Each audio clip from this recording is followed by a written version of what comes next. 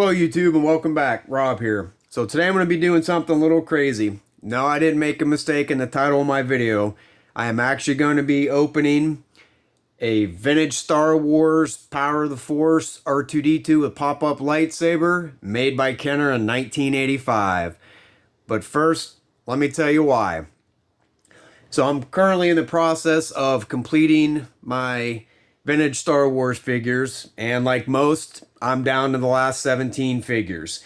For whatever reason, I put these off over the years. Should have picked them up here and there, but I didn't. And as you know, if you're currently collecting the Star Wars figures or have recently done so, the price on these are astronomical. The average going price right now for pretty much any of the last 17 figures, except for the Imperial Dignitary, but nobody wants him, is about $300, with the R2-D2 and Yak Face probably being the most too expensive, basically going for 500 or more on average. So the problem I was having with the R2-D2, I've been actively seeking out this figure probably for close to a year. Whether it's, my local toy stores here in the area, toy shows, conventions, eBay, other platforms. But the problem I'm running into and I was most worried about was reproduction weapons. Yes. I've been pretty fortunate when I collected the majority of my Star Wars figures. Reproductions, for weapons and accessories was not an issue. If they were made, they were so poorly made, they were very clear and obvious that they were a reproduction. So with modern technology, people have gotten better at making these reproductions. And that's one of the things I was leery about when it came down to purchasing this figure, was his lightsaber. And, I finally came to the conclusion that I was either going to do one of two things. I was either going to buy it already graded, that way I knew it was authentic, or I was going to buy it sealed on card. So after doing, some extensive research and hunting, I finally came across both of these. Now, I actually got these probably, I think it was back around the July time frame. So I've been wanting to open these up kind of in honor of the 40th anniversary of Return of the Jedi. So, I actually ended up with two, and I didn't mean to. I got these off of eBay and got them from the same seller. And I'm thinking, okay, well, first of all, who has two carded, R2-D2s? So I looked at his other auctions. He was a reputable seller, 100% positive feedback, and he was pretty much selling his entire, Star Wars collection, and he had the majority of the last 17 carded. So I put in a fixed bid of one at $700, okay? And at the time, these probably were going minimum $800 to $1,000, depending on the condition of the card. So I put in one as a fixed price of $700. The second one, I put in like an active bid, just barely over $600. Didn't think I would get either. Well, I was wrong. I actually won both auctions. So I ended up with two. So problem solved, right? Now I have a mint on card. Now the only dilemma was which one to open up. So let's take a look at both of these and let's see what you guys think. So the first one here, as you can see, card lays extremely flat. The bubble is yellowed, which is common on most of the Return of the Jedi and Power of the Force cards. It is unpunched at the top. There is the original Toys R Us sticker for $2.87. And there is some, like a slight crease or some veining, if you can kind of see it there, running down the middle. Flip it over on the back. You know, you can still kind of see that crease that runs down through, but I mean, there's hardly any corner wear, dings. I mean, overall, you know, it's a nice looking card. The bubble, there's no cracks in it. There's no dents. So other than being yellow, that's the only really, you know, fault that I see, you know, with this card. Now let's take a look at the second one. Now on this one, the bubble is noticeably clear. You know, you can see that right from the beginning because the coin on this one actually looks gold. And I know when I first started, you know, hunting these down, I'm like, I didn't know they made a gold coin. Well, they didn't. That's just the effects of the bubble being yellow. So on this one, the bubble is clear. It is punched, so it has a mark here where basically somebody had removed the original price sticker. There is no creases in the card running down the middle like there was on the other one. Actually, I take that back. There is a slight corner crease up here. But the main problem with this one is the bubble as far as the dents. So we have some dents up here, dents on this side. And although I don't really see any dents on the bottom, you can kind of see how his legs are pushed in.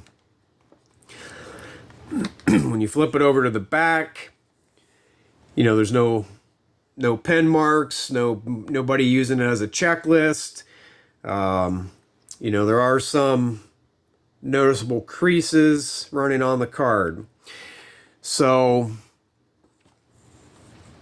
I know which one I'm going to open. Let's see if you guys feel the same way. So just based off of the condition of the bubble being dented, I think this is the one I'm going to go with and open it up and add it to my collection. So like I said, you know, I'll take the bubble being yellowed on this one because that's common. Plus the fact that it is unpunched and actually might be hard to see, but this one actually lays flatter anyways. This other one kind of has a slight wave to it. So let's get at it here. Now hopefully I don't mess this up because I am doing this live, so there will be no redos or no mulligans on here. I am kind of excited because I actually probably have not opened a Star Wars figure in 40 years. So yeah, I'm showing my age a little bit. You know, I was born in the 70s. I grew up with Star Wars, and like I said, it has probably been, you know, close to 40 years since I've actually opened up a Star Wars figure. So let's have a go at this. Now I'm going to try to open this, you know, just carefully by opening on the sides and remove the figure. Same thing with the coin. You know, that way I can keep, you know, the card, because some people see value in these, you know, like down the road, for potential resale. But, you know, I do have a few other carded, well, not really carded, but I have a few card backs from Star Wars from other figures. But those were different because, like, the bubbles were basically cracked. The figure was pretty much falling out. So, you know, those were a no-brainer. So, all right, here we go.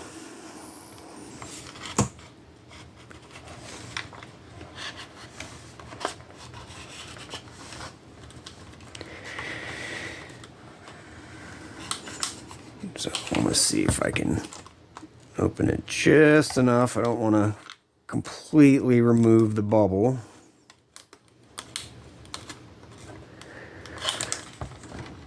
I want to be able to just get R2 out here. All right, and there we go.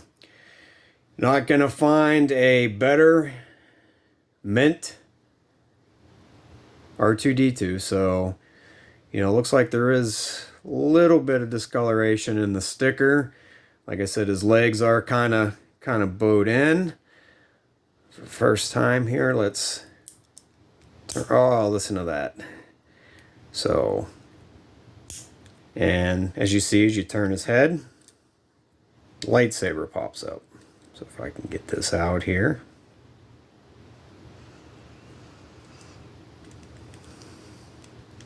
Maybe.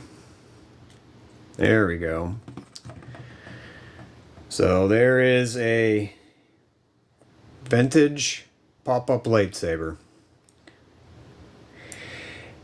Now, if you want to learn more about reproduction weapons and or accessories, I highly suggest visiting the Imperial Gunnery. It's an awesome website.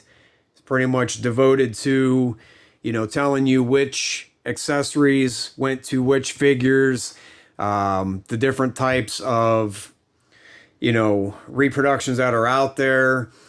At the time of this video, now that I have R2 in my possession, I believe that I have, 2 remaining figures, one being Yak Face, and one being the A-Wing pilot. Now, the problem with the A-Wing pilot that I'm running into is everybody wants to sell him with the blue blaster. And he did not come with the blue or the blue-gray blaster. He actually came with the all-black blaster.